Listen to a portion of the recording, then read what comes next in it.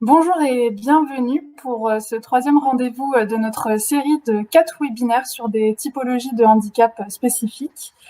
Au programme d'aujourd'hui, les maladies chroniques. Ces rendez-vous virtuels vous sont proposés dans le cadre du marché Handipact Grand Ouest qui recouvre les régions Bretagne, Nouvelle-Aquitaine, Centre-Val de Loire et Pays de la Loire. Pour animer ce webinaire, je serai accompagnée de Tiffaine qui anime les réseaux Handipact du Centre-Val de Loire et des Pays de la Loire. Et pour ma part, je suis rattachée à la Bretagne et à la Nouvelle-Aquitaine et je m'appelle Émine. Nous sommes toutes deux consultantes pour le cabinet ADO Conseil qui porte ces 4 Handipact et qui s'est notamment spécialisé sur les thématiques de la fragilité, de l'inclusion et du handicap. Alors, comme je l'ai dit précédemment, nous nous consacrerons aujourd'hui aux maladies chroniques. Nos objectifs seront notamment de vous aider à mieux appréhender cette typologie de handicap et son impact dans un contexte professionnel, mais aussi à identifier les techniques de compensation et les ressources mobilisables afin d'améliorer la prise en compte du handicap dans les pratiques d'accompagnement. Pour cela, on vous propose un webinaire divisé en 3 grands chapitres, mais vous avez l'habitude pour ceux qui ont déjà assisté au webinaire précédent. Tout d'abord, un tour d'horizon de ce que recouvre le terme maladie chronique à travers sa définition, ses origines et ses répercussions. En deuxième chapitre, on fera un focus sur les bonnes pratiques d'accompagnement en faisant un petit crochet sur la période actuelle avec le Covid-19.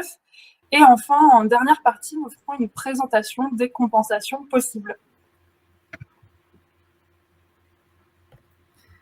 Bonjour à tous, donc Tiffaine, j'ai le plaisir de co-animer aujourd'hui avec Émine ce webinaire. C'est toujours un grand plaisir de vous retrouver aussi nombreux. On est 330 en ligne des 4 régions du Grand Ouest, que ce soit employeurs publics ou partenaires, donc bienvenue à tous.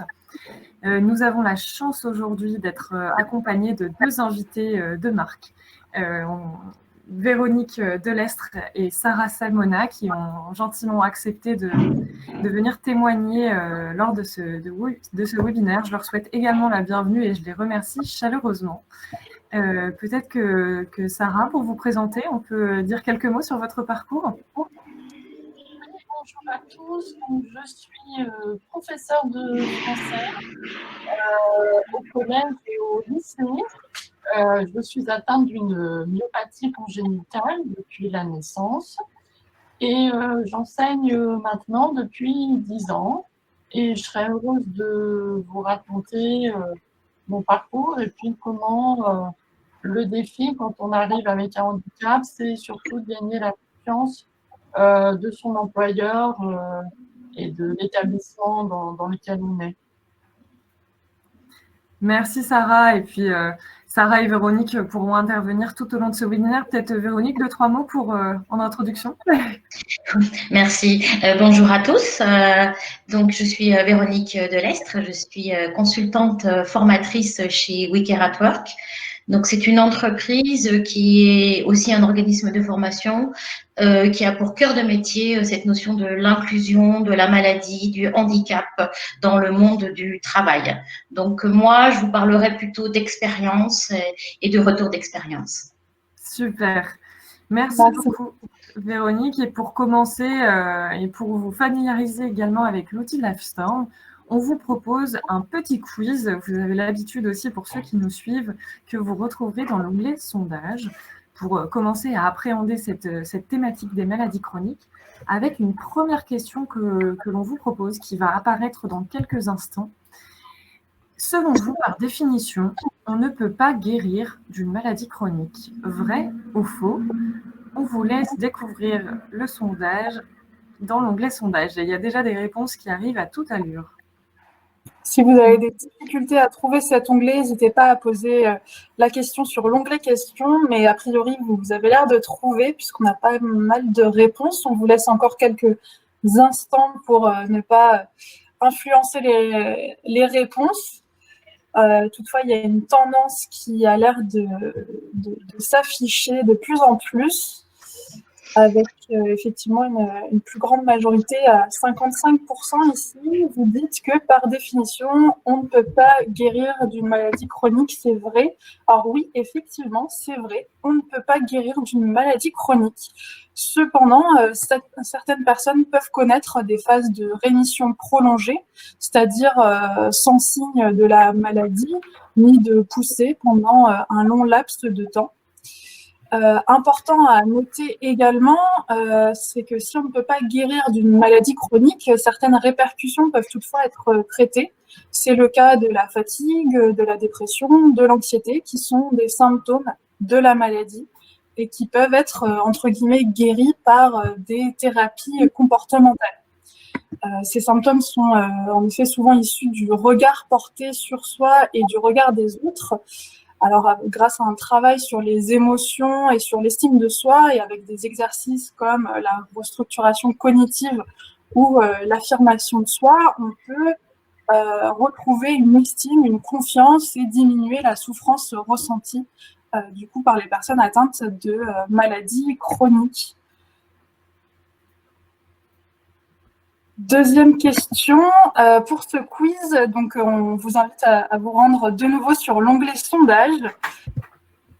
Entre ces trois réponses, laquelle cause le plus de décès dans le monde? 1. Le diabète. 2. Les accidents de la route. 3. Le VIH. Encore une fois, ça défile à toute allure, mais on vous laisse répondre. C'est un petit peu partagé les résultats, mais on a quand même une grande majorité qui se dessine à 67% de vos réponses pour le diabète, suivi de 30% pour les accidents de la route et 4% qui nous indiquent que ce serait VIH-Sida. Et en fait, la majorité qui n'a pas toujours raison, mais qui cette fois a raison, en effet, c'est le diabète qui représente la cause de décès dans le monde entre ces trois choix. Qui a été responsable du décès de 1,6 million de personnes en 2016. Alors, je n'ai pas de chiffres plus récents, vous m'excuserez, mais ça nous permet quand même d'avoir un petit ordre d'idée. Les accidents de la route arrivaient seulement, entre guillemets, en 10e position selon un classement de l'Organisation mondiale de la santé en 2016, avec 1,4 million de décès. Et le sida-VIH, responsable, lui, de 1 million de décès, a disparu du classement du top 10, entre guillemets, en 2016 et s'efface petit à petit. En effet, aujourd'hui, en fait, l'amélioration des connaissances scientifiques et le changement des habitudes de vie ont influencé ces tendances et renforcé de plus en plus les personnes touchées par des maladies chroniques. On verra tout à l'heure que le mode de vie peut avoir des influences. Ce n'est pas forcément la seule cause de maladies chroniques, mais peut en tout cas renforcer l'apparition de certaines maladies chroniques. Et donc, les causes de décès comme ça ont évolué au cours du temps.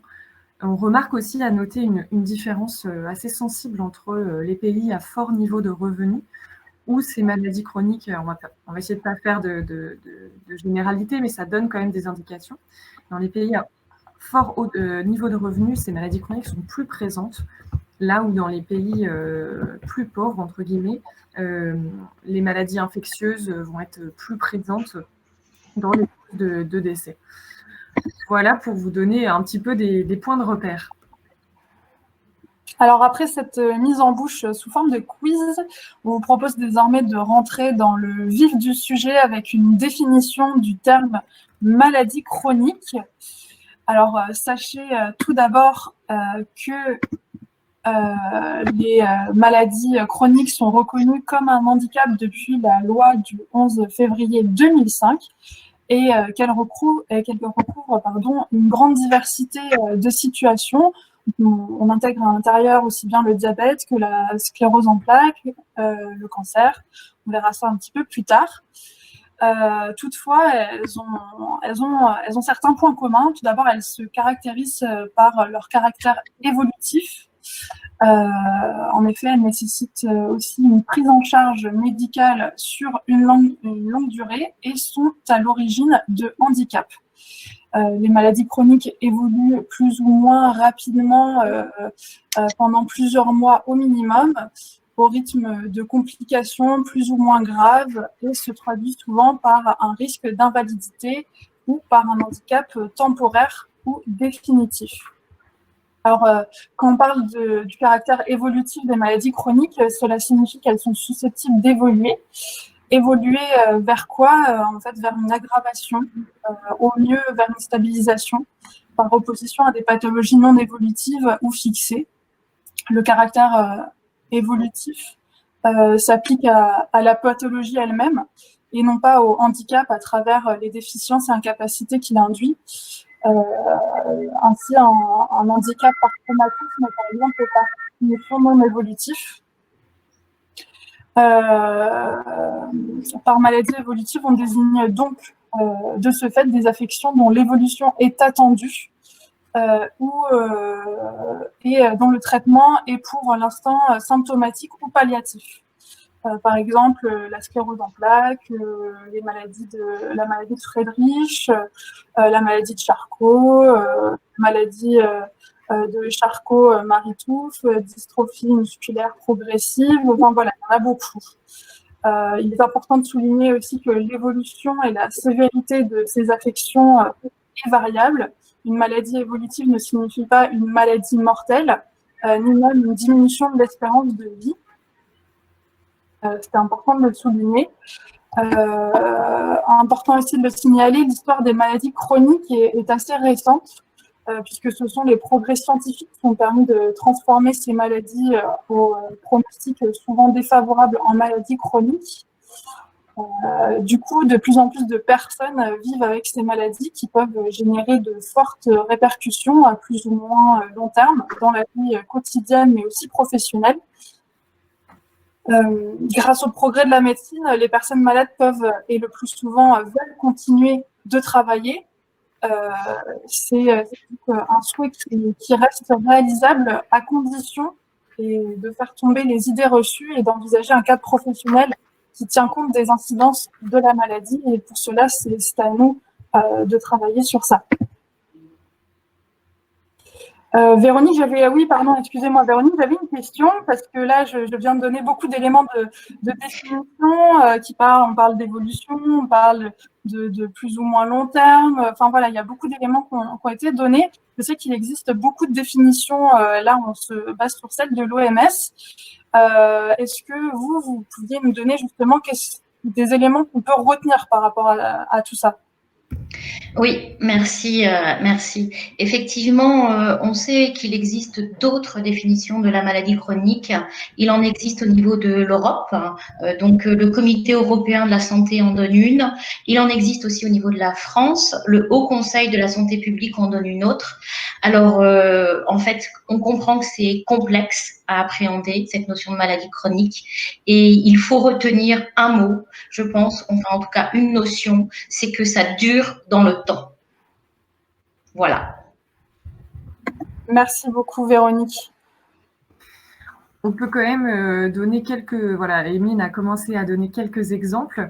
Vous avez ici un panorama. Alors, il existe, comme on vient de le dire, de nombreuses définitions différentes et donc des différentes manières de rentrer dans des cases. On sait que c'est toujours délicat de vouloir entrer en handicap dans une case. Donc, ce n'est qu'à titre indicatif pour vous donner quelques exemples de pathologies que l'on retrouve rattachées aux maladies chroniques. On a des maladies neurologiques que peuvent être la sclérose en plaques, l'épilepsie, la maladie de Parkinson, des maladies rhumatologiques, la polyarthrite rhumatoïde, des maladies infectieuses, le sida, le VIH.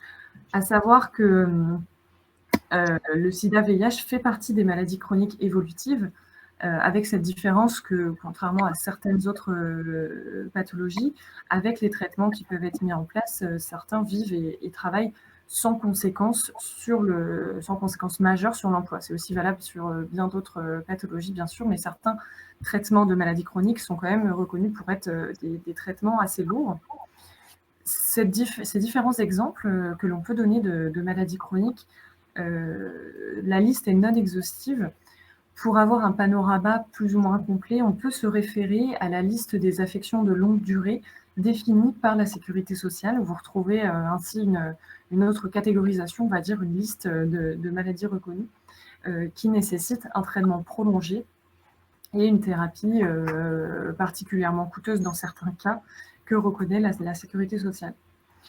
À savoir, pour quelques exemples qui sont mentionnés sur cette slide, notamment les cancers, au sens strict, ne sont pas des maladies chroniques évolutives, mais entrent dans cette catégorie du fait des traitements et qui peuvent avoir des impacts similaires sur le quotidien des personnes, à la fois du côté personnel et professionnel. Pour vous donner un ordre d'idée, voilà, sur le côté, vous voyez, 1 personne sur 5 concernée en France, hein, c'est très conséquent. On estime que 15 millions de personnes en France sont atteintes plus ou moins sévèrement d'une maladie chronique, soit 20% de la population française. Et ces maladies surviennent, certaines sont innées, donc de naissance, mais de nombreuses surviennent au cours de l'existence et pendant la vie active.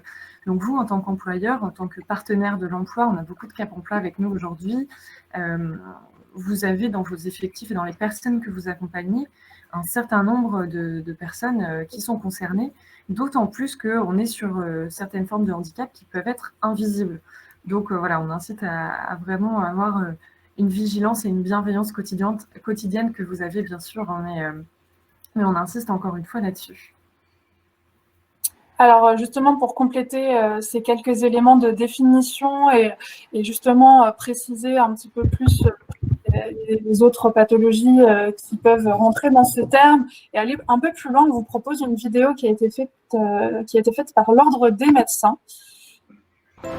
Les maladies chroniques, contrairement aux pathologies aiguës, affectent les patients sur une longue durée, voire toute leur vie.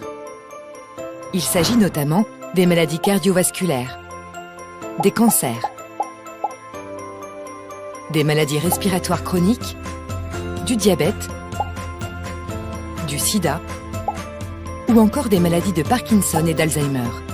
Aujourd'hui, les maladies chroniques inquiètent du fait de la croissance exponentielle du nombre de patients atteints. En France, 20 millions de personnes seraient concernées, soit 1/3 de la population. L'OMS parle d'une véritable épidémie mondiale responsable de 70% des décès dans le monde.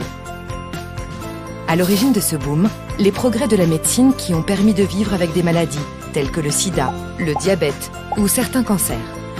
Mais de nombreux facteurs environnementaux sont également pointés du doigt, comme la pollution ou les perturbateurs endocriniens. Cette épidémie met en péril notre système de santé, pensé pour traiter les maladies aiguës, mais pas du tout pour prendre en charge les pathologies chroniques. Financement, accompagnement des patients, organisation des équipes de soins, formation des professionnels de santé. Quelles solutions mettre en œuvre pour mieux prévenir ces maladies et mieux prendre en charge ces patients dont la vie a basculé? Le nouveau webzine de l'Ordre des médecins ouvre le débat.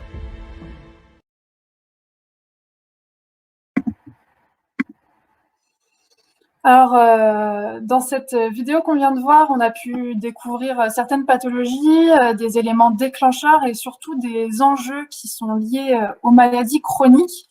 En termes d'accompagnement, nous tenions à revenir sur deux enjeux clés pour vous, employeurs, accompagnateurs.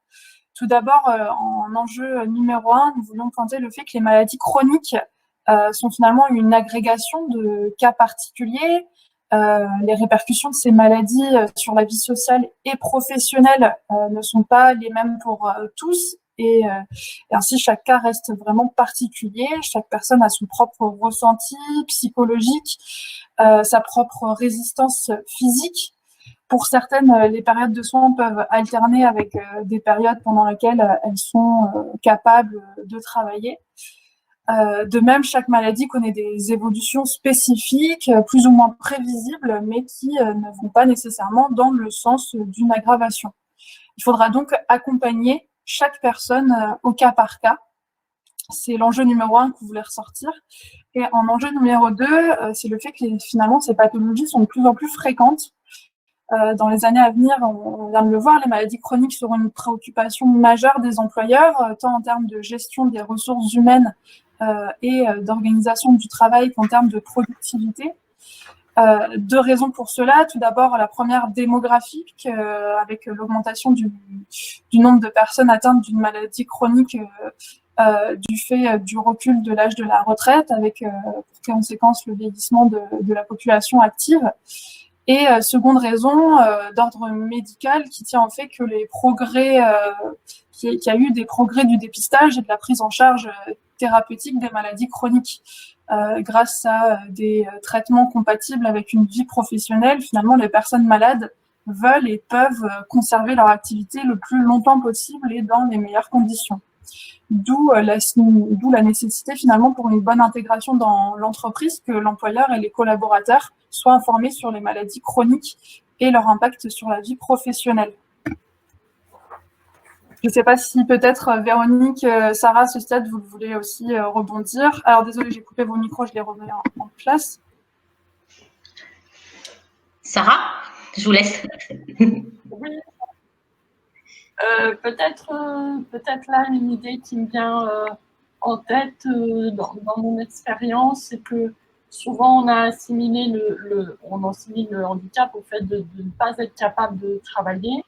Et moi, c'était un vrai désir de pouvoir travailler, et c'est pas forcément le regard que je reçois des gens autour de moi qui, avec mes difficultés, et j'ai aussi une difficulté respiratoire, j'ai voulu être prof, c'était un défi au niveau de ma santé, et je pense qu'il ne faut pas assimiler maladie chronique au fait de ne pas avoir un désir ardent de vouloir travailler et exercer son métier, voilà. Moi, en termes de posture, d'accompagnement, je pense qu'il n'y a pas de bonne ou de mauvaise, en tout cas, il y a une notion d'écoute, de confiance, vous l'avez déjà dit. Et je pense aussi aujourd'hui, avec l'expérience, c'est que certes, on a une réponse individuelle à apporter face à la personne qui est face à nous, mais surtout, on a une réponse collective, hein, parce qu'on se rend compte que lorsqu'on traite, entre guillemets, de manière collective cette notion de la maladie au travail, en fait, elle sert tous les salariés, parce qu'on est tous concernés. Merci beaucoup pour ces précisions. On reviendra en effet tout à l'heure. C'était une très bonne introduction sur les postures à adopter. Hein. Je pense que vos messages à toutes les deux vont vraiment dans ce sens-là. Juste pour finir sur les éléments peut-être de définition. Excusez-moi, on a fait un filage juste avant et du coup ça a décalé les slides. C'est pas grave. Juste, on en a parlé un petit peu. Hein. L'origine des maladies chroniques peut être très diverse. C'est une association de facteurs génétiques, physiologiques, environnementaux et comportementaux. Parfois, on est sur une origine génétique stricte, mais des facteurs comportementaux peuvent influer sur le déclenchement de certaines maladies chroniques. Et sur ces facteurs comportementaux, pour le coup, on peut faire de la prévention et on peut essayer de prévenir du déclenchement ou de l'aggravation de certaines maladies. Le tabagisme, la sédentarité, le manque d'exercice physique, la mauvaise alimentation, mais ça, c'est des choses que vous connaissez évidemment par cœur, augmentent le risque de ces maladies non transmissibles et on peut avoir une action là-dessus. Je ne vais pas vous reciter le nombre de décès parce que c'est un peu plombant pour ce matin, ce n'est pas forcément le message qu'on veut faire passer, mais c'est quand même important d'avoir bien ça en tête. D'autres facteurs de risque peuvent être liés à des facteurs de risque physiologiques. Et là, on peut moins jouer là-dessus. Tout dépend des personnes, mais peuvent être à risque les personnes ayant de l'hypertension artérielle, avec les personnes ayant du surpoids, de l'obésité ou de l'hyperglycémie, par exemple. Donc voilà, c'était juste encore une fois pour donner quelques éléments de repère. Et encore une fois, c'est vraiment du cas par cas. Et chaque personne, même avec deux pathologies similaires, vivent la maladie de manière complètement différente, que ce soit dans les symptômes, dans l'évolution, etc. Donc, c'est pour donner quelques points de repère, mais toujours faire du cas par cas. Alors, on voit là, enfin, je fouillais dans les questions et on voit déjà quelques éléments ressortir sur des éléments complémentaires que vous voudriez avoir sur certaines pathologies. Alors, c'est vrai que sur ce format-là, on ne va pas rentrer sur des pathologies concrète, on va surtout s'intéresser aux répercussions. Toutefois, si vous avez des questions vraiment pratico-pratiques, j'ai vu quelqu'un qui posait une question sur les maladies respiratoires, qui aurait voulu des précisions. Si vous avez une question concrète, n'hésitez pas à la poser. Peut-être que Sarah aussi pourra apporter des compléments par rapport à ça, ainsi que Véronique. Donc, voilà. En tout cas, en termes de répercussions, ce qu'on peut dire, c'est que les effets au quotidien des maladies chroniques peuvent prendre des formes très diverses et sont souvent dissimulés consciemment ou non afin de ne pas attirer l'attention. Les symptômes peuvent être permanents ou ponctuels, on dit par poussée. Du coup, en termes de répercussions, premier élément qu'on voulait partager, il est vraiment essentiel de pointer du doigt le fait que les maladies chroniques ont en commun d'être fréquemment à l'origine de handicaps invisibles qui se caractérisent surtout par une grande fatigabilité et des arrêts maladie répétés, courts et souvent nécessaires pour suivre le protocole de soins de ces personnes. En outre, si la personne atteinte d'une maladie chronique choisit de ne rien dire de son état de santé, ce qui est souvent le cas par crainte d'être stigmatisée ou parce qu'elle-même a du mal à se reconnaître comme handicapée, l'employeur et les collègues ne pourront jamais connaître la cause réelle de cette situation. Or, celle-ci risque finalement de peser lourdement sur l'organisation des tâches dans les relations au travail. Les collaborateurs amenés à suppléer sans explication à un collègue régulièrement absent peuvent ne pas comprendre et mal réagir face à cet état de fait. Inversement, pour pallier un éventuel retard ou éviter toute appréciation négative, la personne touchée par une maladie chronique pourra avoir tendance à se surinvestir dans son travail avec un retour des risques aggravés pour sa santé, notamment par accumulation de fatigue. Quand je dis ça, je ne dis pas que la personne a besoin d'exprimer sa pathologie. L'idée est toujours effectivement de partager plutôt les difficultés rencontrées pour pouvoir avancer sur justement une meilleure organisation, et c'est ce qu'on verra après sur le chapitre compensation. En termes de répercussions, on peut aussi parler de la douleur, la fatigue ou la prise fréquente de médicaments qui peut être un facteur de gêne pour le patient qui refuse souvent d'être vu comme un malade. En plus de devoir concilier sa vie professionnelle avec un traitement ou de la rééducation, le malade doit en effet parfois subir des regards condescendants de la part de ses collègues et doit parfois composer avec une pression quotidienne venant de sa hiérarchie. Peut-être qu'on peut prendre un exemple pour que ça parle davantage. Après quelques recherches, on peut prendre l'exemple par exemple de la fibromyalgie qui se caractérise par des douleurs diffuses dans tout le corps, associées à de la fatigue chronique, à des troubles du sommeil. Les symptômes sont assez nombreux et peuvent cohabiter avec d'autres symptômes, d'autres maladies. C'est une maladie chronique et progressive et les conséquences de la maladie aussi varient, c'est ce qu'on dit depuis tout à l'heure, d'une personne à l'autre. Et les effets, c'est super important d'avoir ça en tête, les effets de cette pathologie ne sont pas forcément les mêmes d'un jour à l'autre. Donc on voit bien dans la posture d'accompagnement, dans le management, dans la gestion de l'équipe, on va avoir une attention de tous les jours puisque la personne ne va pas forcément pouvoir suivre le même planning initial qu'on avait défini collectivement tous les jours de la même manière. On va devoir potentiellement adapter les missions un peu au jour le jour. C'est une maladie qui est assez mal connue, assez mal comprise dans le cadre professionnel. Ce que disait Émile, du fait qu'on est sur des handicaps qui sont parfois invisibles. Et cela peut entraîner l'isolement de la personne qui se referme du fait de se sentir un peu mal comprise. Et les douleurs persistantes et les troubles du sommeil aussi ne permettent pas forcément un repos optimal et vont impacter parfois l'humeur, mais il ne faut pas se braquer là-dessus parce que c'est tout à fait normal qu'on puisse, après avoir passé une mauvaise nuit, on est tous aussi comme ça parfois dans les mauvais jours, donc on peut avoir un impact sur l'humeur et également parfois une plus grande lenteur dans la réalisation de certaines tâches.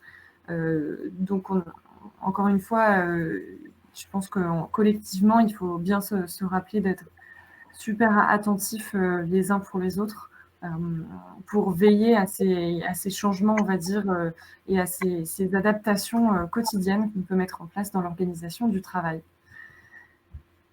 Sarah, Véronique, peut-être qu'on peut aussi se tourner vers vous pour compléter un petit peu ce panorama des répercussions. Est-ce que vous vous retrouvez dans ces éléments-là? Est-ce que vous aviez des éléments à apporter, à enrichir? Moi, pour vous partager aussi mon expérience, je vais dire que l'aspect pratique pour moi, c'est que mon handicap se voit. Et c'est vrai que je suis persuadée que c'est beaucoup plus difficile au sein dans son travail d'avoir une maladie chronique qui ne se voit pas et dont on ne parvient pas à faire prendre conscience des difficultés quotidiennes qu'on peut éprouver. Pour le coup, moi, elle se voit et les gens savent très vite mes limites.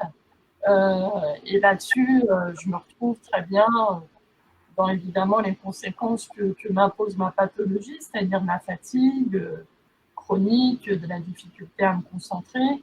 Alors, à moi et mon employeur de savoir adapter mon emploi du temps, parce que par exemple, je travaille qu'à mi-temps, j'ai des heures de pause entre mes heures de cours parce que je suis limitée au niveau respiratoire. Donc, il y a une vraie gestion de la fatigue à mettre en place. Et pour le moment, j'ai trouvé un vrai équilibre.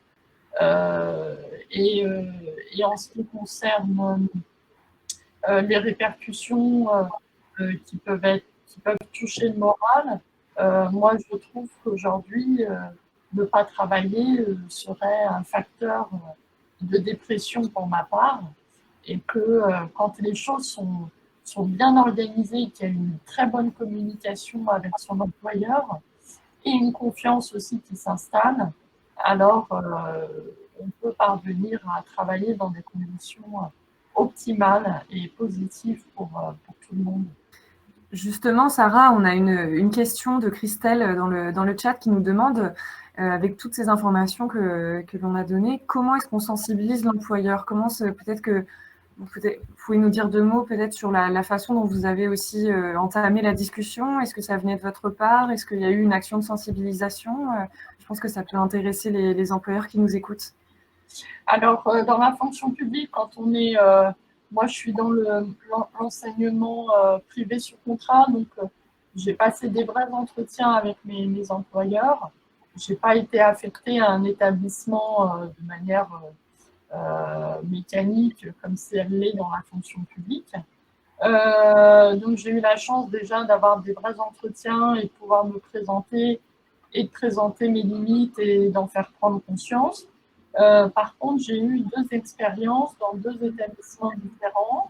Le premier étabbissement où je débutais ma carrière et où j'étais nouvelle enseignante et donc avec toutes les appréhensions qu'on peut avoir quand on démarre son métier, j'ai pas été accueillie dans les conditions les plus optimales parce que j'ai eu un regard, oui, accueillant, mais aussi assez infantilisant et une mise en doute de mes capacités.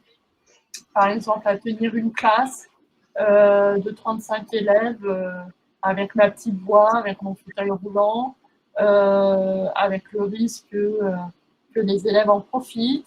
Donc, par exemple, un exemple tout à fait concret, j'avais le droit d'avoir une assistante d'éducation et on s'est dit, on va donner à Sarah une surveillante. Comme ça, la surveillante va l'aider à gérer la classe d'une manière un peu pas claire, quoi. Tout ça n'avait pas été très défini. Et donc, je me suis retrouvée en classe avec à mes côtés quelqu'un qui était dans un coin et que les élèves associaient à une surveillante et donc à quelqu'un qui pouvait les punir si derrière mon dos ils parlaient. Et donc ça a créé pour moi et pour mes élèves aussi un climat complètement bancal et vraiment inappropriée aux apprentissages parce que c'était pas moi qui étais chef à bord et que là-dessus, on m'avait pas forcément fait confiance. Dans mon deuxième établissement, j'ai changé aussi un peu pour ces raisons-là. On m'a dit, vous passerez les entretiens pour choisir votre assistante d'éducation. Et en fait, on m'a fait confiance et ça a complètement changé ma méthode et ma posture en tant qu'enseignante. Merci beaucoup, Sarah. Ça va nous permettre après, derrière, d'embrayer justement sur la partie posture de l'accompagnateur, puisqu'on voit là, à travers votre expérience, finalement, que entre les deux établissements que vous avez connus, il y a vraiment cet aspect-là qui rentre en jeu et qui vous permet vraiment de mieux appréhender votre travail au quotidien désormais. Juste peut-être pour revenir sur la partie répercussion et aussi sur la question qui nous a été posée sur la sensibilisation. Véronique, est-ce que vous avez des éléments à nous apporter avec votre expérience de terrain? Je rebondis sur le témoignage de Sarah qui disait, entre guillemets, qu'elle avait la chance que sa maladie, son handicap se voyait. Et donc, je me permets d'insister sur les maladies chroniques invisibles, en fait. Donc, par exemple, les gens souffrant de cancer qui, par leur traitement, peuvent souffrir de douleurs articulaires, voilà, de très grande fatigue. Voilà, je ne vais pas ajouter sur tout ce que vous avez dit au niveau des signes, etc. Mais attention au handicap invisible parce qu'il y a quand même des troubles qui peuvent se mettre en place. Et comment est-ce qu'on arrive, Véronique, du coup, à en parler quand c'est invisible? Parce que je crois que c'est une question vraiment partagée par les employeurs. C'est la question que soulignait Sarah finalement. C'est la confiance qui va s'établir, l'ouverture, le dialogue. Et puis, on en reparlera un peu plus tard dans les postures, c'est aussi de mieux appréhender, de mieux comprendre. Et votre information, votre webinar ce matin permet déjà de se dire « Ah oui, ça existe ». Et donc déjà, c'est un premier point de départ. Prendre conscience que ça existe. Si je peux rebondir aussi, dire que souvent on a peur de poser des questions aux personnes atteintes de maladies chroniques. Même moi, mes collègues peuvent avoir des pudeurs à m'aborder, à me demander comment je le vis. Je pense qu'il ne faut pas avoir peur de poser des questions, même en tant qu'employeur. C'est légitime de comprendre et de savoir quelles sont les limites concrètes des personnes qui souffrent de ces maladies chroniques. Voilà, il y a une espèce de pudeur qui peut s'installer et qui peut empêcher en fait l'accompagnement. Donc pour vous, il ne faut pas hésiter en tout cas à poser des questions sans pudeur, on va dire. Ça me semble d'abord important, si ça ne vient pas de la personne elle-même, ça me semble important c'est comme moi, quand je commence une première heure de cours au début de l'année scolaire, je n'envisage pas de ne pas expliquer concrètement à mes élèves ce que j'ai, même si on sort complètement du cadre d'un cours. Et c'est ce que je fais avec mon employeur. Et je n'y verrai pas d'offense à ce qu'on vienne me poser des questions pour comprendre et pour s'habituer aussi à ces maladies, parce que ça peut faire peur. Et évidemment, il faut communiquer pour effacer cette peur. Bien sûr, et c'est par le dialogue qu'on y arrive. Merci beaucoup pour ces témoignages très riches. Emeline, est-ce qu'on continue sur, justement, là, on a bien embrayé sur le sujet des postures à avoir, quelques éléments qui peuvent paraître assez logiques, mais qu'on ne met pas forcément autant en place systématiquement que ça. La première posture, et c'est ce que nous a dit un petit peu Sarah, sur la manière dont on accueille une personne. Je pense qu'un des premiers réflexes par le recruteur, c'est de voir la personne à travers le prisme de ses compétences en premier lieu et de ne pas considérer le handicap comme un critère on va dire, dans le cadre du processus de recrutement, mais de donner toute la place au savoir-faire professionnel, aux expériences passées. Également, Sarah nous disait tout à l'heure, en fait, une personne avec ce type de pathologie redouble souvent d'envie de travailler parce que ça a du sens comme pour chacun d'entre nous et c'est très important de continuer, d'avoir un rythme, etc. Donc voilà, le premier réflexe très important de voir la personne via ses compétences en premier lieu. En termes de bonnes pratiques de l'accompagnateur, on peut revenir effectivement aussi sur ce que Véronique et Sarah viennent de nous partager, c'est le fait d'être dans une relation de confiance avec beaucoup de communication et de bienveillance. Les personnes malades, finalement, se définissent rarement comme handicapées. Le retour à l'activité en dehors du domicile est souvent considéré comme une guérison, même si parfois le décalage entre le monde du travail et le monde du soin peuvent s'avérer perturbants dans les premiers temps. Sarah l'a dit, le fait de ne pas avoir un travail pourrait même entraîner de nouvelles répercussions finalement avec plus d'anxiété, peut-être du stress, etc. Donc, face à ces personnes fragiles, la bonne attitude reste finalement la bienveillance, l'écoute, sans exagérer l'empathie. L'idée n'est pas effectivement d'être trop maternaliste, paternaliste. Soyez naturel. Dans tous les cas, il est conseillé d'avoir le plus de transparence possible. Donc, effectivement, la communication est décisive. Ça permet que la personne ose parler de sa maladie et de ses répercussions en toute transparence. Donc, effectivement, je vois une réaction d'Olivia en disant que le dialogue est souvent freiné par le secret médical. L'idée, effectivement, le dialogue sur la pathologie est freiné. Toutefois, en ouvrant un environnement bienveillant, en montrant que finalement que la communication est possible, que ce type de discussion est totalement bienvenu et ouvert, on peut toutefois parler des difficultés. Et c'est ça qui nous intéresse après pour travailler sur l'accompagnement. En effet, on fait souvent un sacro-saint du secret médical et voilà, il a sa place, c'est son lieu d'être. Et l'employeur, en effet, n'a pas à demander la pathologie de la personne en détail, etc. Par contre, comme le disait Emeline, on peut tout à fait discuter des répercussions et qu'est-ce que ça engendre comme en type de fatigue, etc. Quelles sont les conséquences sur l'emploi. Et c'est pour ça qu'aujourd'hui, on ne présente pas les types de maladies dans le détail, puisque ce n'est pas ça qui nous importe, nous, dans notre posture d'accompagnement dans l'emploi, mais plutôt à la fois les répercussions professionnelles et la posture qu'on va pouvoir mettre en œuvre.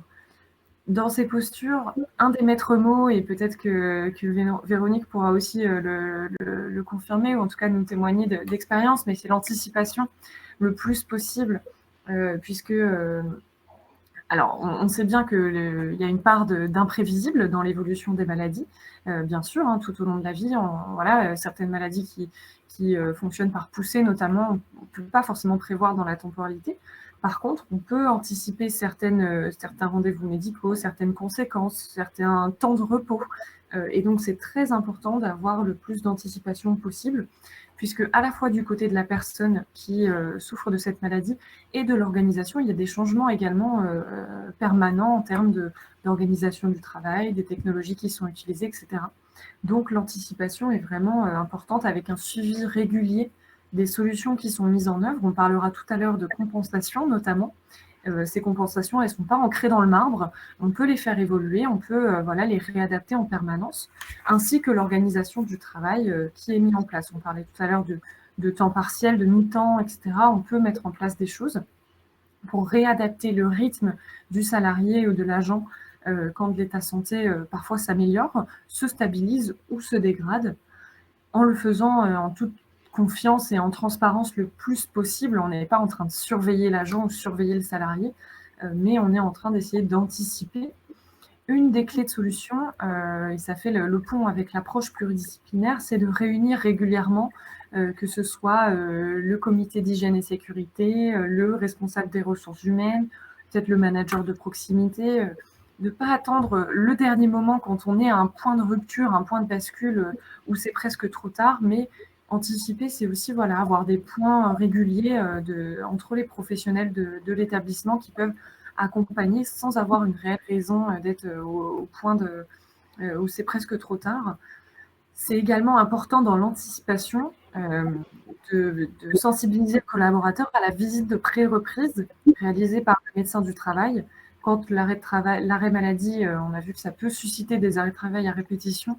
Quand l'arrêt arrive à son terme, c'est très important de pouvoir anticiper à ce moment-là également les aménagements qui vont pouvoir être mis en place pour compenser, mais également prendre ce temps pour informer, sensibiliser et à la fois le collectif de travail, le manager, l'entourage. Là, dans le cas de Sarah, c'est les élèves, par exemple, mais le public avec lequel on va travailler. Dernier conseil, dernière bonne pratique qu'on voulait vous partager, c'est l'approche pluridisciplinaire qu'on rabâche un petit peu à chaque webinaire qui est finalement valable pour chaque type de handicap. C'est le fait de ne pas hésiter finalement à associer les acteurs ressources aussi bien internes qu'externes, parce que souvent on a tendance à se limiter à nos équipes internes. Donc il y a le médecin du travail forcément qui est essentiel, les assistantes sociales, etc. Mais il y a aussi plein d'acteurs qui sont spécialisés justement sur les maladies chroniques et qui vont pouvoir être un vrai appui dans l'accompagnement de ces personnes. On reviendra sur eux un peu plus loin dans ce webinaire après la compensation. Il convient aussi de rester vigilant sur la durée de la maladie et des traitements pour prévenir les arrêts maladie, c'est ce que Tiffaine disait tout à l'heure, en identifiant plutôt les difficultés du poste et prévoir le retour dans l'entreprise après un arrêt maladie. Et justement, cette veille mobilise plusieurs acteurs, le service de santé au travail, mais aussi l'employeur, le responsable hiérarchique, tous les collègues qui sont susceptibles de repérer les difficultés d'un collègue malade. Du coup, par exemple, si vous avez des absences répétées de courte durée d'un agent, pour vous, ça n'implique pas automatiquement un signalement au médecin du travail. Et pourtant, si vous prenez l'initiative de l'alerter, du coup, vous ouvrez la possibilité d'identifier un problème potentiel et du coup d'étudier les solutions qui permettront à l'agent de conserver son emploi.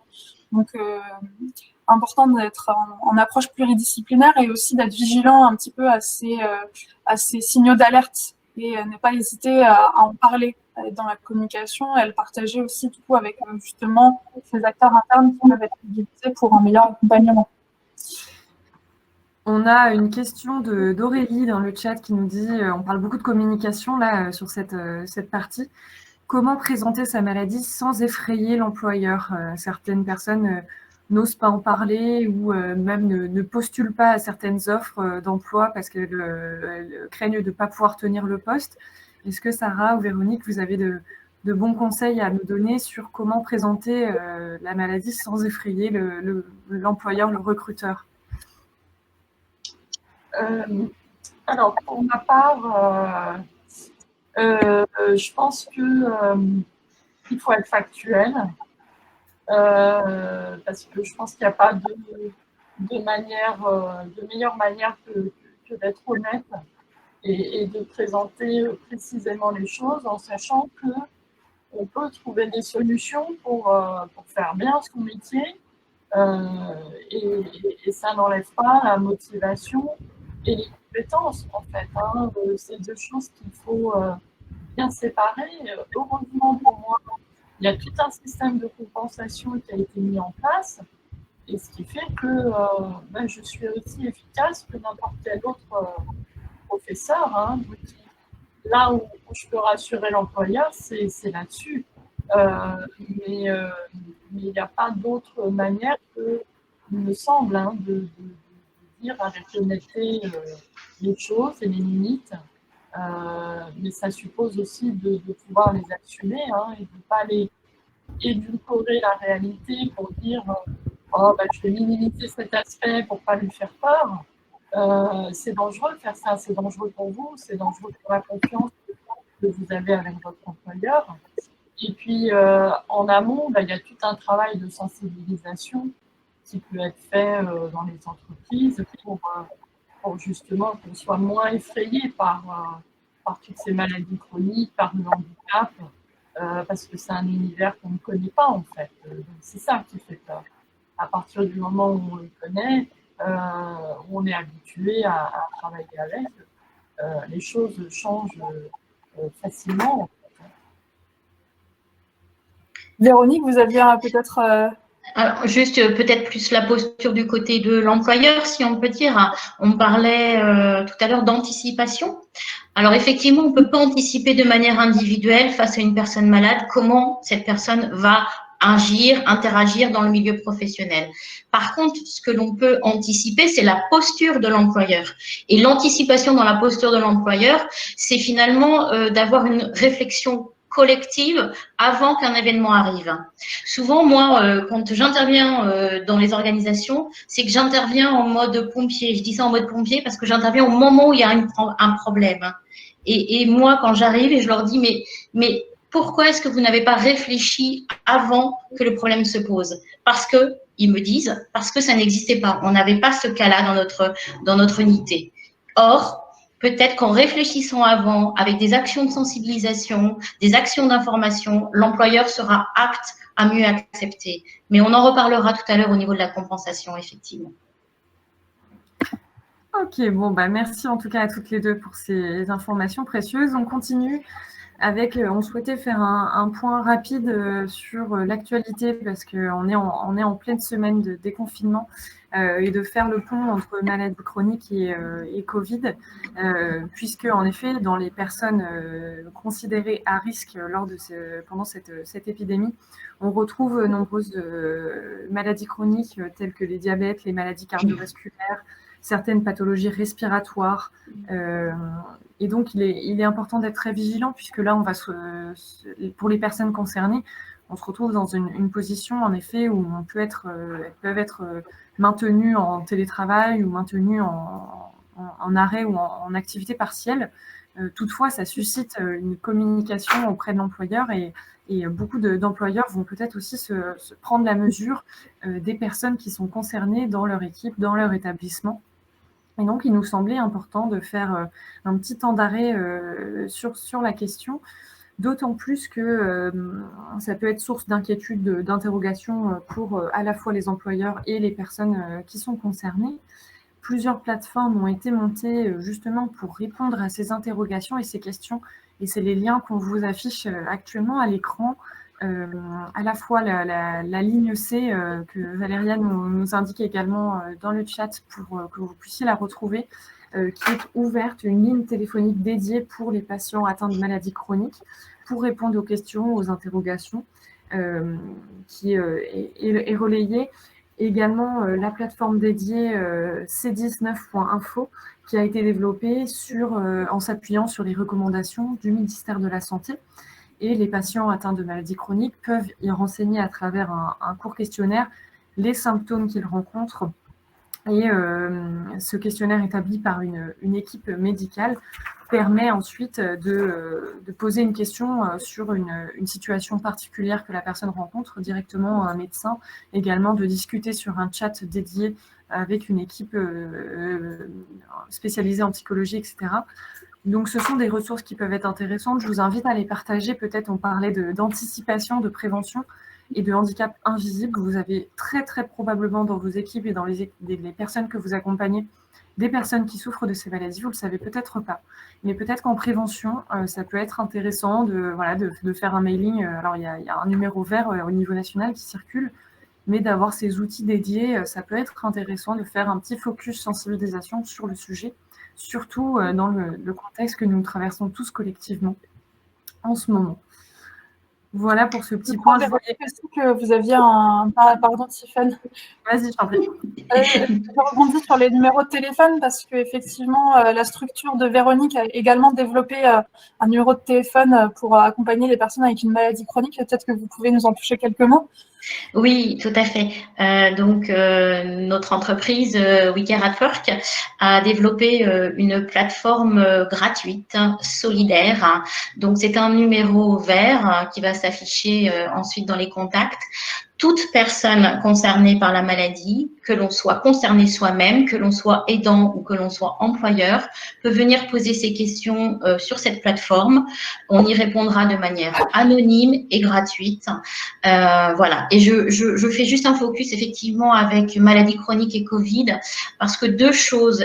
Vous l'avez dit, Tiffaine, peut-être que des employeurs vont découvrir que leurs agents sont porteurs de maladies chroniques, parce que c'est à ce moment-là que la personne va peut-être dire qu'elle est à risque, donc elle ne va pas revenir au travail. Donc ça, c'est une première chose. Et la deuxième chose, ce sont les médecins qui le constatent, et les hôpitaux, les services d'urgence et les cabinets médicaux se sont vidés d'un seul coup pendant cette maladie, comme si on avait oublié d'être malade et comme si on avait oublié de découvrir que l'on pouvait être atteint d'un cancer. Parce que je rappelle que chaque jour, 1200 personnes apprennent qu'elles ont un cancer. Donc, pendant ces 2 mois, que s'est-il passé? Donc, certainement, il y aura des conséquences. On voit qu'il y a effectivement, là, dans cette période particulière, avec le déconfinement, on va sûrement découvrir pas mal de choses, découvrir effectivement que beaucoup de gens sont touchés également effectivement par ces maladies chroniques et il faudra les accompagner. Juste pour rappel, un décret est sorti, donc c'est certaines pathologies qui concernent effectivement les maladies chroniques font partie des personnes, de la liste des personnes jugées à risque, donc elles ont la possibilité de faire prolonger leur arrêt de travail via l'assurance maladie pour eux et pour leurs proches. Et encore une fois, si l'arrêt de travail doit être communiqué à l'employeur, il n'a aucune obligation. La personne n'a aucune obligation de lui indiquer la raison. Donc, c'est à ce moment-là, effectivement, que tout le travail de sensibilisation, d'ouverture, de parole, de communication va être vraiment important. Véronique, vous nous avez donné justement, vous, votre point de vue sur la situation du point de vue des employeurs. Sarah, je me tourne vers vous peut-être pour que vous nous disiez aussi, vous, comment vous le vivez finalement, ce déconfinement. Alors, pour ma part, je vais continuer le travail en ligne. Je dispose d'une mise en retrait compte tenu en fait de mes difficultés respiratoires. C'est pas tellement le fait d'être en fauteuil roulant, c'est plus ma capacité respi qui me rend à risque. Voilà, je terminerai normalement l'année scolaire à distance.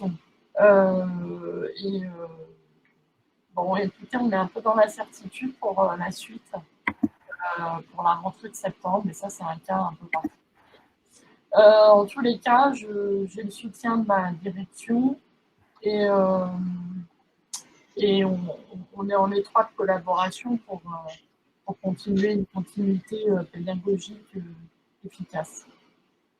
En tout cas, on le rappelle parce qu'effectivement, on est dans le cadre du Handipact, qui est un dispositif du FIP. Les employeurs, les personnes qui accompagnent les personnes en situation de handicap dans la fonction publique, sachez que le FIP aussi a mis en place 2 aides exceptionnelles pendant cette période et que ces aides sont prolongées pour l'instant jusqu'au 31 mai. Donc, n'hésitez pas à aller sur le site du FIP pour vous renseigner. Si vous êtes un employeur conventionné, vous pouvez directement mettre en place ces aides. Si vous ne l'êtes pas, vous avez besoin de partager votre projet avec la déléguée territoriale ou le délégué territorial au handicap de votre région et on vous invite à aller sur le site internet du Handipact pour retrouver leur contact. Mais sinon, vous avez sûrement eu une newsletter qui vous en a informé récemment de notre part. Une dernière info, Emeline, pour conclure sur ce petit chapitre sur le Covid. On avait une question de Christine qui nous demandait, on a des soucis avec des agents qui ne peuvent porter de masque, notamment des personnes sourdes, etc., avec prothèse auditive. Je ne sais pas si vous, Véronique, vous avez eu des informations là-dessus. Moi, je sais qu'on a fait un webinaire sur le handicap visuel il y a 15 jours et on échangeait justement sur le fait qu'il y ait des masques avec des masques transparents qui avaient été conçus. Moi, je n'ai pas forcément de mon côté le nom des fournisseurs. J'invite aussi les participants, on est 340 en ligne ce matin. Peut-être que certains d'entre vous ont dégoté des bonnes solutions et des idées. Je vous invite à mettre dans le chat si vous avez eu recours à des fournisseurs particuliers, peut-être avec des solutions de visière, etc., à échanger entre vous. C'est aussi l'objectif de ce webinaire que de pouvoir prendre contact, se donner des bons conseils au-delà de ce qu'on peut raconter. Véronique, je ne sais pas si vous avez eu des infos là-dessus. Non, je suis désolée. C'est vrai que chaque cas est en particulier et donc une solution particulière. Chaque employeur développe des solutions puisqu'il a l'obligation de protéger ses salariés. Non, j'ai pas assez d'informations, peut-être aussi au niveau des AGFIP. Voilà, mais en tout cas, je pense parlez-vous, parlez-en et certainement qu'il doit y avoir des solutions. Super. Merci beaucoup. On va passer maintenant à la partie sur la compensation. On a parlé déjà des éléments de définition, d'origine, on a balayé un panorama. La compensation, alors ce petit schéma que vous retrouvez à chacun de nos webinaires, hein, ceux qui sont là depuis le début de la série sur les types de handicap le connaissent par cœur. On souhaitait quand même insister sur le fait de la notion d'inclusion, puisque la compensation, c'est apporter des réponses individualisées par rapport à la situation de la personne, certes, mais c'est également repenser l'environnement de travail de la personne pour essayer de lever les obstacles qui pourraient se dresser sur le chemin. Et donc là, on voit sur le petit schéma que plutôt que d'avoir une barrière, on a repensé l'environnement pour protéger les personnes, mais rendre accessible à tous la situation de travail. Et la compensation passe aussi par là, hein, c'est la référence à la loi de 2005 qui définit le handicap selon la situation de travail qui est vécue d'une situation de travail à l'autre. On peut parfois être en situation de handicap ou pas. Donc, on trouvait important de réinsister un petit peu sur ce principe de compensation et d'environnement, d'autant plus que la compensation porte à la fois auprès de la personne en question, mais également auprès du collectif de travail. Il y a certaines actions qui peuvent être portées au niveau du collectif et au niveau du management. Donc, c'était important d'insister là-dessus, mais je vais tout de suite laisser la parole à Véronique qui va nous en dire plus concrètement et pratiquement comment est-ce qu'on met en place une compensation concernant les maladies chroniques. Alors, juste pour me présenter à nouveau, effectivement, donc je suis Véronique Delestre, je suis consultante formatrice pour la société WeCare. Vous dire d'où vient la société WeCare. Elle a été créée par Anne-Sophie Tuzinski en 2015 parce que à l'origine, ça vient d'une association qui s'appelle Cancer at Work. Cette association réunit une soixantaine d'employeurs, d'organisations publiques et privées qui réfléchissent sur cette notion du cancer au sein du travail. Et c'est à partir de l'expérience de ces employeurs qu'est née une volonté de transmettre leurs bonnes pratiques à l'ensemble des entreprises du territoire et donc de les synthétiser sous une méthodologie 4M qui s'appelle 4M. Et voilà. Et donc, c'est vraiment l'objectif, c'est de partager ces bonnes pratiques pour que ça serve à tous parce que la maladie fait partie de notre quotidien. Véronique, voilà. Pardon. C'est juste spécifier votre champ, enfin votre zone géographique d'intervention. Ah pardon, oui. Alors, on intervient sur toute la France et moi, particulièrement, je suis sur l'ouest de la France, enfin le nord-ouest, on va dire Rennes et Nantes, mais j'ai une collègue à Bordeaux aussi qui pourrait intervenir en cas de besoin, tout à fait. Et vous l'avez souligné, on a mis en place de manière solidaire cette plateforme Allo Alex pour que ça réponde à toutes les questions et à toutes les demandes. Et puis, je voudrais dire aussi que c'est une petite start-up, bien sûr, mais que nous sommes alignés parce qu'au sein de cette start-up, l'ensemble des personnes, consultantes, salariés, on a tous connu quelque part dans notre parcours de vie, à un moment donné, la maladie ou le handicap. Alors, je vais vous parler de maladies chroniques au travail. Juste avant, je vous pose cette première question. Peut-on être malade au travail? En effet, la législation juridique et le cadre législatif ont posé un cadre, mais en fait, c'est pas possible. Ces deux notions, malade et au travail, elles ne sont pas compatibles. On est soit malade, donc on est en arrêt de travail, et on est soit pas malade, donc on est apte au travail. Et voilà, donc ça, c'est un débat peut-être philosophique, mais il faut en prendre conscience. C'est la société et le cadre qui a voulu, qui a été mis pour protéger les malades. Mais on sait que de toute façon, c'est pas possible. Et comme le disait très justement Sarah, c'est un enjeu le travail quand on est malade. On a vu que c'était la maladie humainement inacceptable parce qu'il y a énormément de gens qui sont malades. Demain, plus de 25% de la population active. On sait aussi que dans sa vie, à un moment donné, une personne sur deux, que ce soit par ses origines, donc à sa naissance ou par accident, rencontrera le handicap de manière temporaire ou permanente. Une personne sur deux. Et effectivement, c'est aussi économiquement irresponsable. On a la notion du travail qui veut dire, on est plutôt sur des notions économiques du travail, on est sur des notions de rentabilité, de performance des entreprises. Donc encore, quand on y met la maladie, là, il y a aussi un contraste entre les deux. Toujours est-il qu'il faut garder en tête que c'est un enjeu pour les agents. La maladie, quand on est malade au travail, c'est un enjeu pour eux. On l'a vu, il y a des enjeux qui sont liés à l'état de la maladie, aux troubles, à des enjeux qui peuvent être liés à l'isolement et à ce que ça provoque. Mais on l'a vu aussi et on l'a entendu, Sarah l'a dit, le travail, c'est important pour moi parce que j'ai envie et j'aime mon travail. Donc, il faut savoir que les agents qui sont malades ont envie de travailler. Juste un petit chiffre, hein. On sait qu'une personne sur trois, quand elle annonce sa maladie et en particulier le cancer, va perdre son emploi dans les 2 ans qui viennent suite à cette annonce. Une personne sur trois. Il y a aussi des enjeux pour les employeurs. On l'a vu, ça touche les organisations, ça bouscule, ça met des tensions dans les équipes. Donc effectivement, il y a un énorme enjeu pour l'employeur par rapport à entre guillemets, ses objectifs, par rapport au service qu'il doit rendre, par rapport à l'organisation, par rapport à l'absentéisme. Donc effectivement, il y a un enjeu pour les employeurs. Donc l'employeur doit être concerné. Et puis, il y a un enjeu pour la société, et on en parle actuellement, notre sécurité sociale, la protection qui a été mise en place en 1945. Comment demain on peut la maintenir s'il y a de plus en plus de gens qui sont malades et qui ne sont pas au travail. Donc, on voit bien à travers cette question de peut-on être malade au travail que c'est un enjeu à tous les niveaux, individuels, collectifs et de société. Voilà. Donc, comment est-ce qu'on peut intégrer cet enjeu dans le travail à travers cette notion de compensation?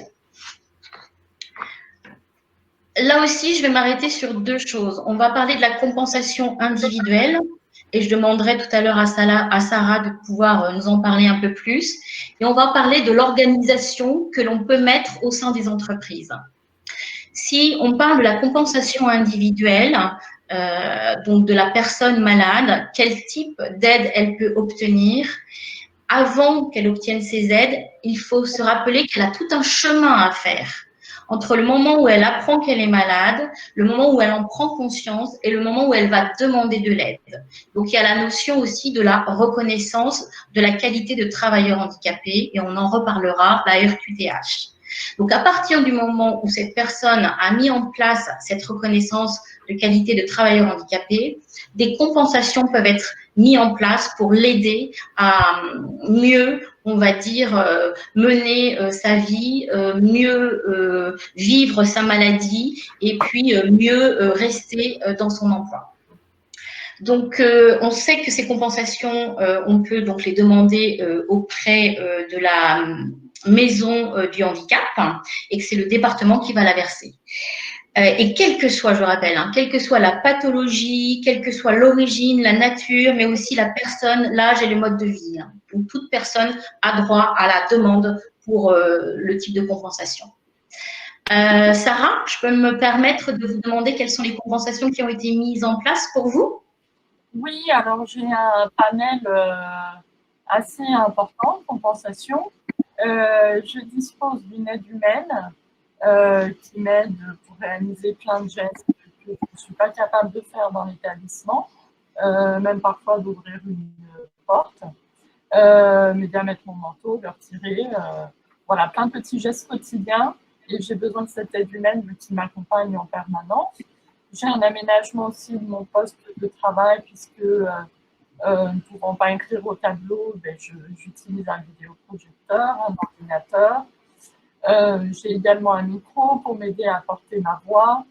J'ai un aménagement de mon temps de travail, donc je travaille à temps partiel.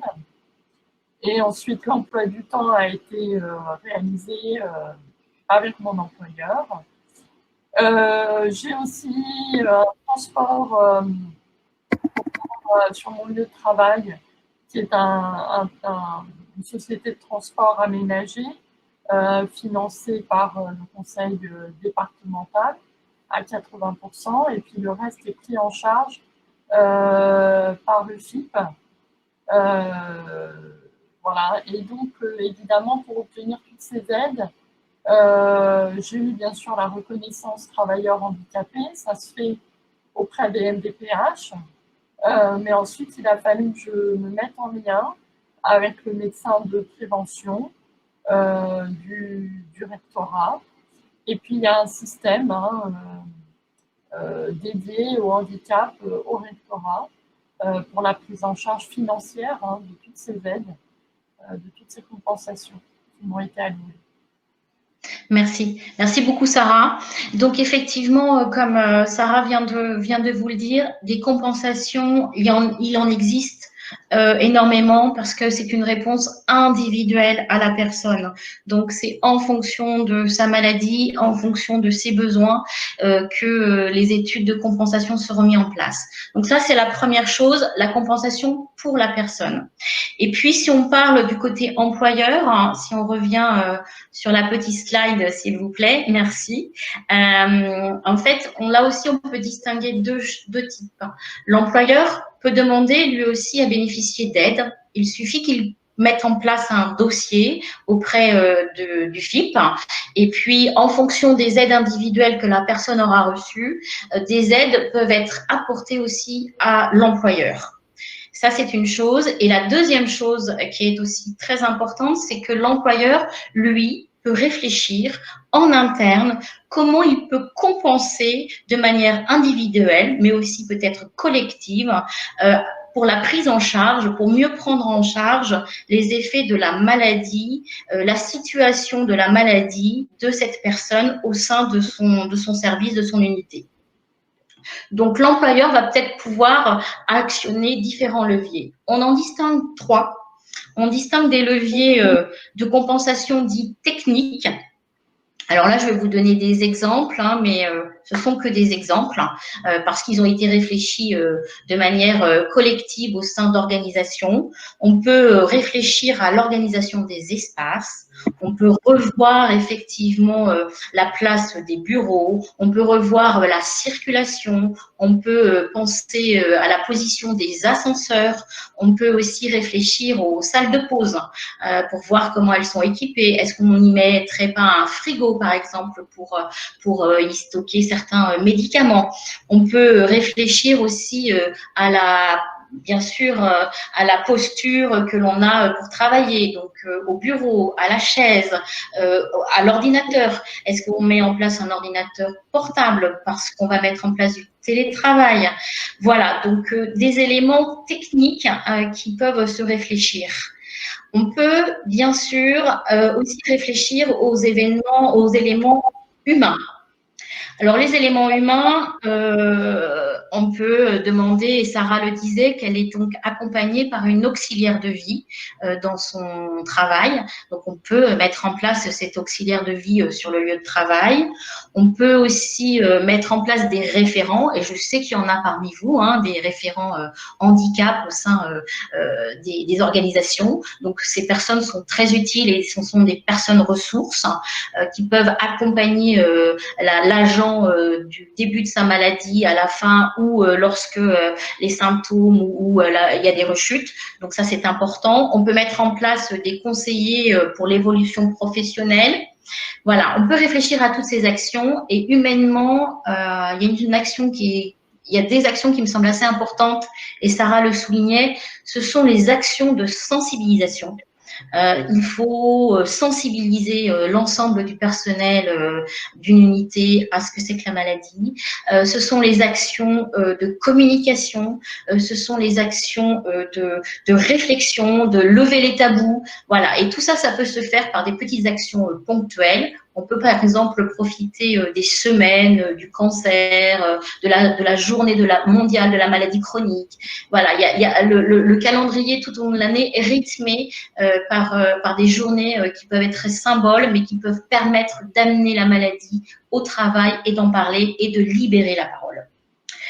Et puis, on peut arriver sur des compensations organisationnelles. Donc là, en fait, on passe de cette notion de on répond à un besoin individuel à cette notion de on répond peut-être à des besoins collectifs. Et donc, on va mettre en place des organisations collectives. On parlait tout à l'heure de l'aménagement du temps de travail. On peut s'appuyer sur le temps partiel thérapeutique, qui peut être mis en place par la médecine du travail. On peut aussi s'appuyer sur l'aménagement des horaires de travail, des plages horaires. Sarah le disait très justement, on peut aussi réfléchir à ces notions de pause en fonction des besoins de la personne. Elle a besoin de toutes les 2 heures de se reposer, donc on va lui laisser le temps de se reposer et on va lui laisser un temps de pause plus important. On va aussi travailler peut-être sur des aménagements de postes en termes de missions, de tâches, en ayant peut-être des binômes, faire en sorte que les missions, les tâches soient peut-être plus polyvalentes, qu'il y ait plusieurs personnes qui viennent travailler sur ça. On peut avoir des aides supplémentaires, on peut former des collaborateurs en interne, on peut peut-être parler d'intra-intérimaire qui viendrait renforcer un pôle quand une personne est absente parce qu'elle souffre de sa maladie et qu'elle doit se faire soigner. On peut aussi réfléchir à des notions de sortir en fait les collaborateurs qui sont malades chroniques des calculs des taux d'absentéisme.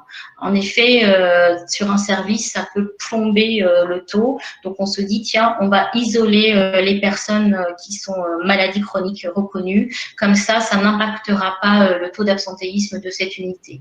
Voilà. Donc, il y a plein d'éléments sur lesquels on peut réfléchir, mais il faut le réfléchir de manière collective. Et surtout, en fait, quand on veut compenser, parce que compenser, ça veut dire que l'on va apporter un avantage parce qu'il y a eu un désavantage pour la personne. Il faut dire que tout n'est pas possible. On ne peut pas tout le temps compenser et que, en fait, c'est une réflexion collective qui doit se mettre en place. Alors, juste pour préciser, pour finaliser sur cette slide sur les types de compensation, pour ceux qui étaient habitués au précédent webinaire, effectivement, on n'est pas rentré dans le détail, même si Véronique vient de nous donner plein de pistes d'idées sur les types de compensation possibles. On l'a dit, c'est du cas par cas, mais notamment dans les maladies chroniques, puisqu'en fait, finalement, les maladies chroniques génèrent les handicaps, mais elles vont générer des handicaps visuels, elles vont générer des handicaps moteurs. En fait, elles peuvent générer tous les types de handicaps. Donc, il va falloir s'intéresser à tous les types de compensation de chacun de ces handicaps-là et vraiment faire du sur-mesure. Donc, c'est pour ça qu'on ne vous a pas proposé une boîte à outils toute faite. Là, l'idée, ça va vraiment être de travailler avec des professionnels, des ergonomes, des spécialistes de la compensation qui vont pouvoir effectivement juger en fonction des difficultés de la personne qu'est-ce qui est le plus adapté. Oui, tout à fait. Vous avez raison de le repréciser et on verra tout à l'heure avant de clôturer, on va parler des acteurs. Et ce sont des personnes ressources qui sont là pour vous aider, pour trouver les bons outils de la bonne boîte à outils. Mais moi, je voulais vous interroger pour aller un petit peu plus loin sur cette réflexion. Ok, je compense et comment je compense. Et en fait, je compense, mais pourquoi je compense en fait, pourquoi je mets en place cette compensation. Et là, je vais me permettre un tout petit exemple d'une entreprise. Une entreprise, alors dans le monde industriel. Une entreprise dans le monde industriel, elle fabrique des flacons de parfum. Il y a 200 salariés et c'est à Poitiers. La personne qui est dirigeante de cette entreprise, elle n'avait pas du tout notion de la maladie. Et en fait, quand une personne était malade chez elle, elle pensait d'abord et avant tout rentabilité, entreprise et comment je vais la remplacer. Et puis, la maladie lui est arrivée à elle. Elle a eu un cancer. Donc, elle s'appelle Isabelle. Isabelle a eu un cancer du sein et elle était dirigeante de cette entreprise. Et ce qu'elle a fait, elle a réfléchi avec ses salariés et de manière collective, ils ont mis en place un une chaîne où toujours ils mettent donc des flacons de parfum et ils mettent le parfum dans les flacons. Mais sur cette chaîne, il n'y a plus de cadence, plus de rythme, plus d'objectif. Et cette chaîne, elle est placée au cœur de l'entreprise. Et en fait, sur cette chaîne, tous les gens qui qui sont en difficulté par un retour à l'emploi, par une maladie chronique, mais aussi des petits bobos, des gens qui n'ont pas bien dormi parce que leur enfant a pleuré toute la nuit, peuvent venir sur cette chaîne. Et donc, ça a changé le regard de toute l'entreprise. Cette chaîne, elle est au cœur de toutes les chaînes. Et finalement, comme le dit Isabelle, ça a même changé le regard de l'entreprise, ça a changé la stratégie de l'entreprise parce qu'aujourd'hui, sur cette chaîne, ils fabriquent leurs propres produits. Elle a mis en place une ligne pour les femmes atteintes de cancer et qui s'appelle Osalis. Et donc, ce sont des produits de cosmétiques. Voilà, c'est un petit exemple, mais c'est pour vous amener à cette question, en fait, comment je peux anticiper? Quels besoins je peux mettre en place? Quelle communication? Comment faire confiance? Toutes ces notions qu'a abordé finalement Sarah tout à l'heure et que l'on retrouve quand on interroge les personnes qui sont malades. Sarah le disait tout à l'heure, moi, dans mon premier emploi, on ne m'a pas fait confiance. Voilà. Elle disait aussi, moi, le regard de mes collègues peuvent me gêner. Je me trompe pas, Sarah, quand je vous dis ça. Non, non, moi, je pense que soit on sous-estime les capacités de la personne, soit on porte sur elle un regard un peu compatissant et héroïsant qui fait qu'on ne reconnaît jamais la personne vraiment pour ce qu'elle est, pour ce qu'elle a envie. Moi, j'ai vécu ces deux types de regards. Voilà, donc merci beaucoup pour ce témoignage, mais c'est vraiment pour vous montrer qu'il faut réfléchir à cette notion de plan d'action et pour aller beaucoup plus loin dans l'intégration. Arrêtez d'être en mode pompier, mais d'être en mode j'agis et je réagis.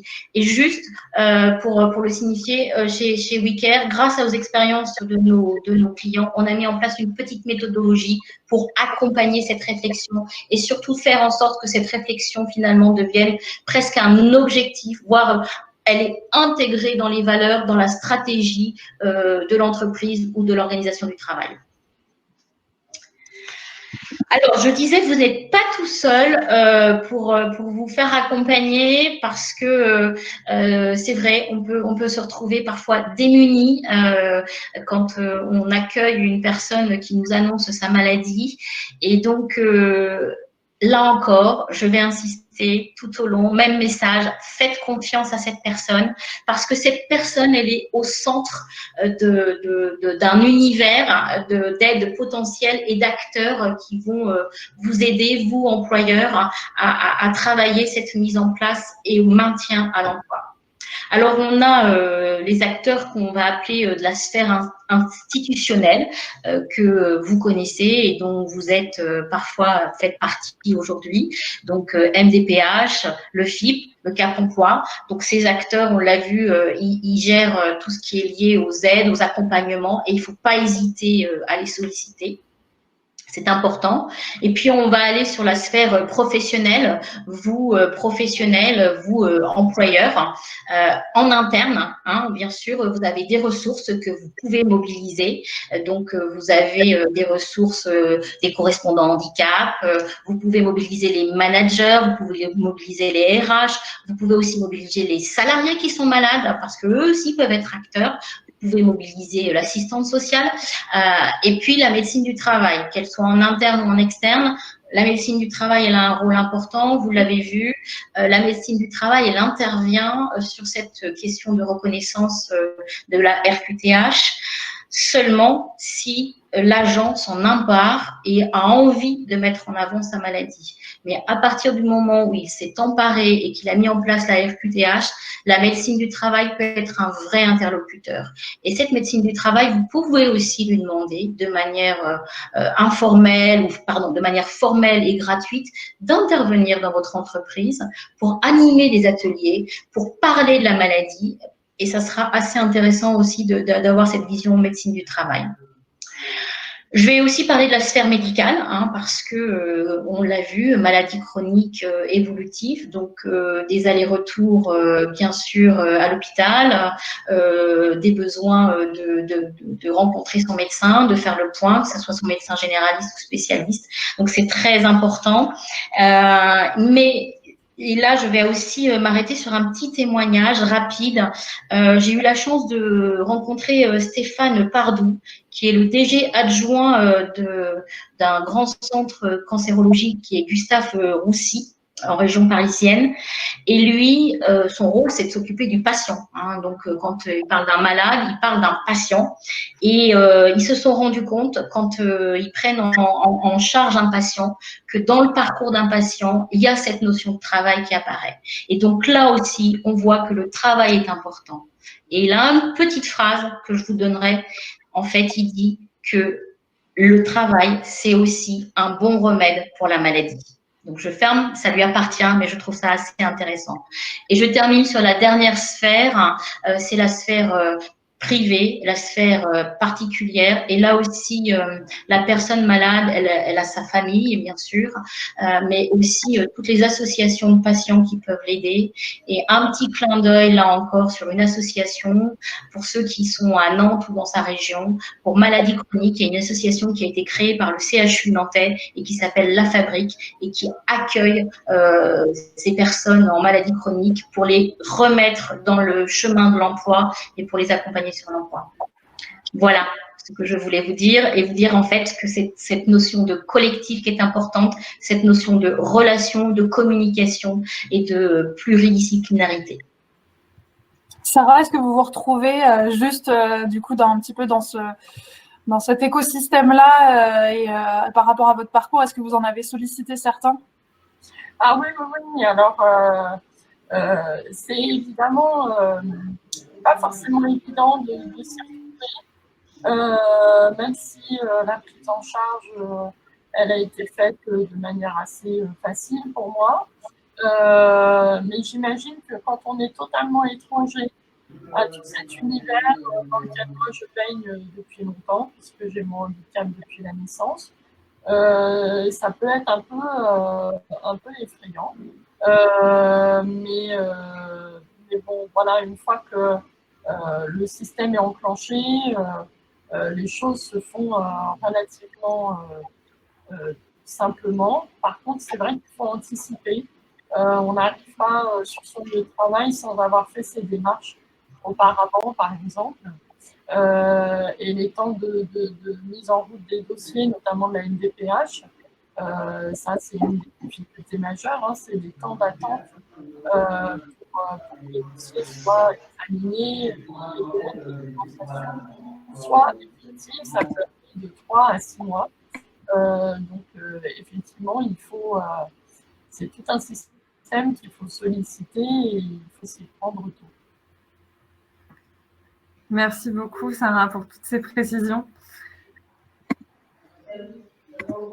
Alors effectivement, juste pour rebondir sur ce qui a été un peu dit sur le chat, effectivement, la liste qui vous a été présentée est non exhaustive. Nous, on vous invite à feuilleter le catalogue des acteurs locaux que vous retrouvez sur notre site internet qui à la fois donne les contacts de chaque acteur de vos régions, mais va aussi détailler dans une fiche descriptive leur rôle, leur mission, les modes de financement, etc. Donc, vous allez pouvoir vraiment rentrer dans le bain parce que forcément, sur un webinaire de cette temporalité, on n'a pas le temps de faire un focus sur l'écosystème pendant 2 heures.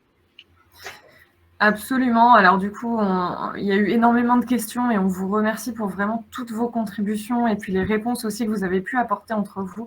On a tenté de répondre au plus de questions possibles. Désolée pour les sujets qu'on n'aurait pas pu aborder aujourd'hui. Le format court et concis qu'on souhaitait pour ce webinaire dans un premier niveau d'information l'explique. Et donc, voilà, on vous invite aussi à approfondir et puis garder des liens, surtout entre vous dans les réseaux, le réseau Handipact est là pour ça, pour créer du lien entre les partenaires, les employeurs des 3 fonctions publiques. On était aujourd'hui dans un webinaire organisé pour le FIP. C'est pour ça qu'on a très peu abordé l'âge des FIP. J'ai vu plusieurs commentaires là-dessus. Peut-être quelques mots de conclusion. De notre côté, retenir que les maladies chroniques sont parfois des handicaps invisibles. Donc, bien être attentif en permanence, dans une posture d'écoute et de dialogue aussi. On en a énormément parlé tout au long de cette matinée, de la communication. Troisième point à retenir, peut-être solliciter des experts. On avait la chance aujourd'hui d'avoir Véronique qui intervient quotidiennement auprès d'organisations. Donc voilà, solliciter aussi les expertises que vous n'avez pas en interne sans attendre le dernier moment. On a compris que le mode pompier, il n'est pas forcément toujours le mieux. Autant anticiper le plus possible. Adapter aussi, faire du sur-mesure sur les méthodes d'accompagnement. Et puis enfin, associer la personne qui est au centre du parcours ainsi que le collectif et l'organisation. Voilà ce que je peux dire de mon côté. Je vous laisse la parole pour peut-être un dernier mot de conclusion. Sarah ? Oui, peut-être revenir sur une idée un peu positive, parce que les maladies chroniques, le handicap pour ma part, c'est souvent anxiogène pour tout le monde. Et ça peut être très positif quand on le vit en entreprise, pas pour soi, parce que c'est thérapeutique de travailler. Et puis ensuite, j'en témoigne aussi de ma relation avec les élèves ou avec mes collègues. C'est rassurant d'accueillir mes difficultés et d'y répondre. Et c'est un message assez porteur de se dire qu'il y a plein de moyens de transformer ces difficultés et de les rendre productives, et aussi d'amener beaucoup d'humanité entre les personnes au sein d'une entreprise. Et moi, je le vis avec mes élèves au quotidien. Ça les rassure de me voir travailler. Et puis, le message que je leur dis, c'est qu'il y a beaucoup de difficultés peuvent être aussi surmontées. Voilà. Merci Sarah. En tout cas, beaucoup de personnes vous remercient pour votre intervention très concrète. C'est toujours très utile d'avoir un éclairage de votre vécu. Véronique aussi, peut-être un petit mot de la fin ? Oui, je me permettrais de dire que, au-delà de tout ce qu'on vient de dire, ces personnes qui sont porteuses ou malades chroniques, en fait, elles développent aussi des très belles compétences parce qu'elles ont un parcours et un vécu très particulier. Et donc, j'aimerais aussi que les entreprises, elles puissent tenir compte de ces compétences qui ont été développées et de les mettre en avant, parce que c'est une vraie richesse d'avoir quelqu'un qui porte ces compétences. Donc, voilà. Merci beaucoup. Merci infiniment, en tout cas, à toutes les deux de votre présence aujourd'hui. C'était un vrai plaisir pour Emile et moi d'animer et de co-animer ensemble ce webinaire. Oui, effectivement, merci beaucoup déjà pour votre forte présence. Je crois qu'on n'a jamais eu autant de monde, aussi bien en inscription qu'en participant. Et puis merci aussi pour tous les échanges que vous avez sur le chat et qui enrichissent encore plus ce webinaire. Merci à nos deux intervenantes, à Véronique et à Sarah, pour les témoignages, pour les apports des expertises terrain. Vous le savez, aujourd'hui, c'est le 3e rendez-vous d'une série de webinaires. Le premier était consacré au handicap auditif, le 2e au handicap visuel. Vous pouvez les revisionner en replay. Ils sont accessibles depuis notre site internet. Le prochain, qui donc sera le dernier, sera sur les troubles du spectre de l'autisme et aura lieu le jeudi 28 mai. Vous pouvez vous inscrire sur l'onglet agenda de notre site internet. Voilà pour cette série de rendez-vous. Ils seront tous visionnables du coup en replay, et le support, bien sûr, encore une fois, de ce webinaire sera également disponible sur notre site internet. Voilà, et un dernier petit mot. Nous sommes avec Emeline, nous faisons partie du cabinet ADO Conseil. En complément à cette série de webinaires sur les typologies de handicap, on propose également, en cette période de confinement où on a besoin de prendre soin de soi, se faire du bien aussi, une autre série de webinaires en semaine intercalée autour de la psychologie positive et de bien-être. Comment prendre soin de soi en cette période, c'est important.